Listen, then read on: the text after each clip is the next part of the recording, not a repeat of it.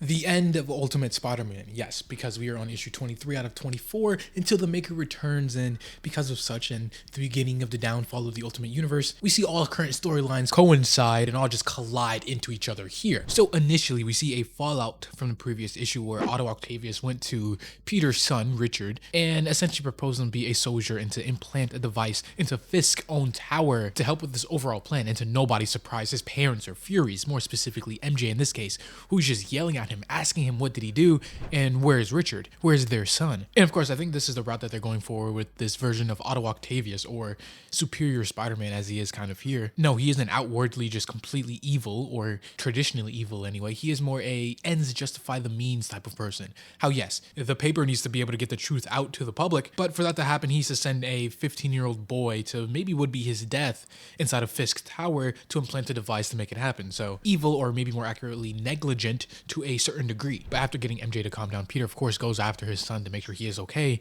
and that the process goes on smoothly so they can finally take down Kingpin and the entire Maker's little posse that he has set up here around New York and even the world at large. But technically speaking, Richard isn't even by himself. You know, he has help in the form of the Black Cat. And the situation is exactly the type of person and perfect companion that he needs, because she is a master thief, which is perfect for getting into one of the most secure places in New York and maybe even the country, in which, you know, she was trained by her father, the previous Black Cat, and who was an actual member of Kingpin's little Sinister Six and Inner Circle. So, you know, she's been trained from the best and even has inside knowledge that other thieves or other people in her position might not have had. Though eventually, as they make it in relatively easily and towards the first part of the system's defenses, we cut over and see what Uncle Ben, J. Jonah, collectively known as the Paper, how they're getting ready to set up to send this broadcast out to the world at large to finally reveal, you know, what Kingpin is doing and the evils that he truly is. Of course, it also being Otto Octavius here and even Mole Man, which makes a pretty unusual team to be working together, each of these people individually. But eventually they are successful, and even as we see Spider-Man swinging through New York, getting to Fisk's tower, the message on every single device, phone, tablet, billboards inside of New York City, it starts to play and describe the same message, one going on to say that this is Wilson Fisk. Over the past year, it's been revealed that he is also known as the Kingpin of New York. It's a name he has earned, installed as the strong right hand of those who truly rule the world. He wasn't chosen by you or elected to office, he simply rules. Fisk himself is in his office just about to have a meltdown that he's losing control that he has spent the last years trying to build up, and it's going to make it even worse as just then someone who he doesn't particularly want to see right now barges into his office to have a little bit of a private conversation, one that of course is going to turn deadly as Martin Lee, Mr. Negative, wants to finally end the little feud that they've been having on and on for years. He wants to finally prove that he's outgrown the Kingpin and he wants to reign and take his control and power from him. And you know, they kind of have two different ideologies about this. Mr. Negative believes that this is just inevitable. Two people who want power, absolute power, you know, they can only work together for so long before turning and trying to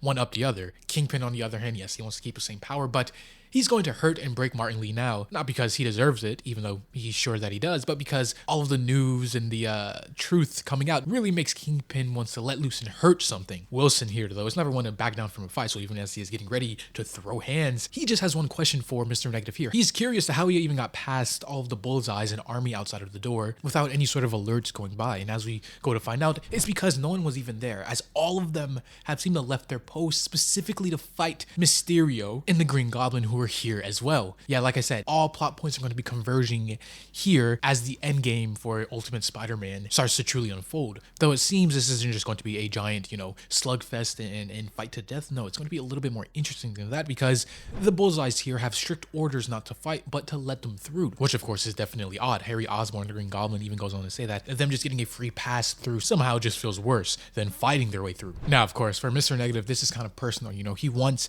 to make the Kingpin feel less small, so once he beats him, it's earned almost, even going on to taunt him, saying that, haven't you ever wondered what happened to Mr. Wesley? Where did your most trusted man disappear to? Or was he ever really here at all? Of course, Wesley was Kingpin's right-hand man, and Kingpin actually did kind of care for Wesley in a way. So as Kingpin just grabs his sword, which by the way, Kingpin here cannot just be a normal human, like surely he has some sort of like super steroids or experimentations done to him to give him some sort of low level of superpowers, because how's his skin just being able to grip a sword with his bare hands like nothing? Though simultaneously while this is happening, you know, Richard Parker wearing the Picotech suit and Felicia Hardy, the Black Cat, are, down below trying to sneak into the vault to implant the device that Otto Octavius has set them to do. But it's actually Richard who got careless, and his foot is spotted by one of the lasers, activating the defense system and turning this entire mission sideways and potentially deadly as the alarm goes off, interrupting Kingpin's and Mr. Negative's battle. Them realizing that yes, they have their odds here and are going to fight, but there are bigger things afoot currently. Intruders doing who knows what. Martin Lee, Mr. Negative, on the other hand, doesn't really care and just wants to kill Kingpin, though the situation gets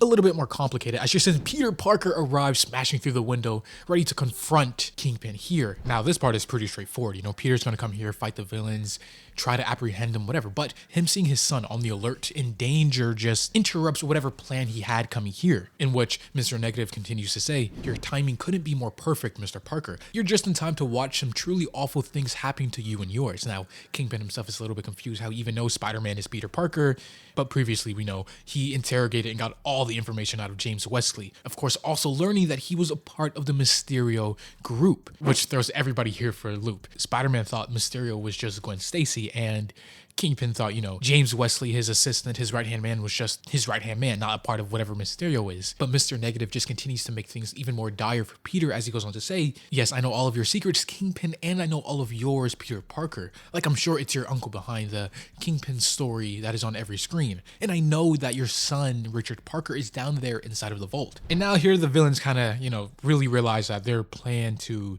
fight and kill each other, it's not the time for that now. No, they have bigger issues to worry about, as the heroes here actually have a chance and full plan to take them out. So Kingpin proposes a truce, in which Mr. Negative accepts, going on to tell Fisk that you deal with Spider-Man here, and then I'm going to go down into the vault because I'm in the mood to end a bloodline, of course referring to killing Richard, Peter's son, which of course just angers Peter to no end, because Peter even goes on to tell Mr. Negative, "You're going to wish you didn't say that," yanking him back into the room and just clocking him across the face hard. The only bad thing here is that the villains have decided to team up in truce to fight Spider-Man and of course his son down below. And you might think to yourself, okay, well, Spider-Man did fight Kingpin before, and he even had help in the form of Green Goblin, Harry Osborn.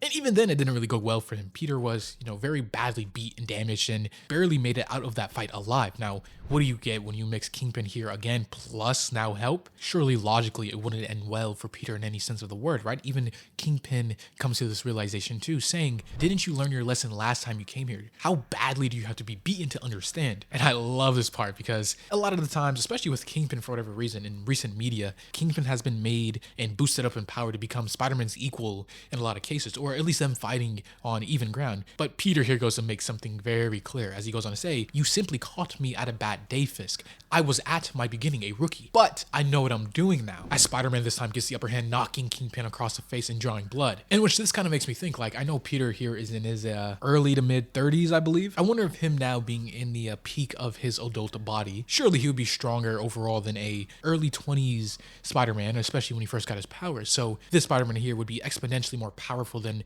a mainline Spider-Man when he was younger and just starting out in his career. Though while this battle is just beginning upstairs, down below in the vault, the kids are having their own problems, trying to evade the defensive systems and trying to get rid of the robots that are attacking them, and the vault door being automatically shut due to the alarms going off, which isn't even the biggest problem here. The biggest problem is the defenses here in this vault are also made out of the same Picotech stuff, which is inside of Richard's suit. Even the suit's AI, Peter, goes on to say that the Picotech is extremely complex and highly adaptable, as it just contains both of them, and unless Richard here just goes to Venom out like he did that one time before, it's not looking too good for the duo here. Nor at the same time is it looking good for Spider-Man, because yes, one-on-one with Kingpin, he could probably take him out with moderate difficulty this time, as he has come into his power and knows what he is doing. Though there is a wild card in this situation, it is Mr. Negative. Usually he would be able to control anyone and dominate their willpower, taking him under his lead, but because Peter has such strong willpower, he isn't able to fully take him over and control him, but he is able to influence him, cause his own mind and body to hesitate, as Mr. Negative commands Peter to don't fight, instantly locking his body up as Kingpin just wails on him, beating him into the ground, cracking the concrete, fully intending to kill Spider-Man if he can, which Peter, being physically locked up and unable to fully fight back, he activates his comm system and reaches out to Harry Osborn, the Green Goblin, to see if he's in the area and if he can come and help him in the situation. Though with Harry, yes, he is directly here at Fisk Tower as well, just he has an entirely different side mission with Mysterio, as they were led to meet meet Captain Britain, another member of the Maker's direct council, because as it seems, this territory, New York and whatever grand land at large, is eventually going to become his. So he has direct interest in Mysterio, who was a previous member of Kingpin's little posse and little team. So he has invited them in for them to have a little bit of a chat. But at this moment, this is when Harry gets Peter's message saying that he needs help, which puts Harry in a very tough decision because he has two options. He can stay here and finish whatever mission they have planned, which I assume is to sabotage, another one of the Maker's council members from the inside out, or he can go and help Peter in the battle against Kingpin and potentially save Peter's life. Does his loyalty side with his own wife or with his best friend? In which in the end, he picks what he believes to be the bigger fish and stays with Gwen Stacy, the Mysterio, and the entire group who kind of have fused into one new being, which is never really explained or explored so far, but he made up his mind and decided to stay here as Spider-Man is, trying to fight back, even momentarily gaining autonomy back, but Mr. Negative's powers just lock him up once more as Kingpin just continues to beat on him time after time, in which another wave of the messages and truth gets sent to all of the devices once more, going on to say that as Kingpin is actively trying to kill and murder Spider-Man inside of his office, the message on every device says, the Kingpin, he decides what kind of life you are allowed to live. As this is what they do, they rule, and we are just expected to take it. They feed you a fake idea of life. They feed you and then laugh as you choke on it. As after a while, it seems to be done. It seems like Spider-Man has finally been finished and killed in action, which this would just be a crazy death for, this ultimate version of Peter. Like in the old Ultimate Universe, it took the entire Sinister Six, a truck exploding and him getting shot by the Punisher, bleeding, and then fighting a souped up version of steroid Green Goblin to finally do him in. But here, it's just a Kingpin and I guess help from Mr. Negative, who got to be the one to put him down. Mr. Negative even going on to say that I expected more. But Kingpin says, take this lesson for what it is. The heroes, they talk and ramble about revolution until the blood comes out. And then all they do is bleed, in which then they decide, let's keep the truce up. Mr. Negative is going to go down and take care of people in the vault, Peter's son. And then maybe after that, they can continue their death battle and whatever else they have planned. But just hearing this, hearing his child, his son is still in danger, Peter gets up and says, no, this isn't over. I'm just getting started, which as I said before is incredibly impressive if you just consider the last battle he had with Kingpin. If you compare how he looked before, beaten, bleeding, bruised, broken ribs, and all the 9 yards, versus here, Peter just getting ramped up and started, and with his own son's life on the line, yeah, Peter's about to put the beat down on both of these villains here. But that is something that we're going to see next time as this video and issue comes to a close. As always, this was AJ here at The Hero Informer, and thank you for watching.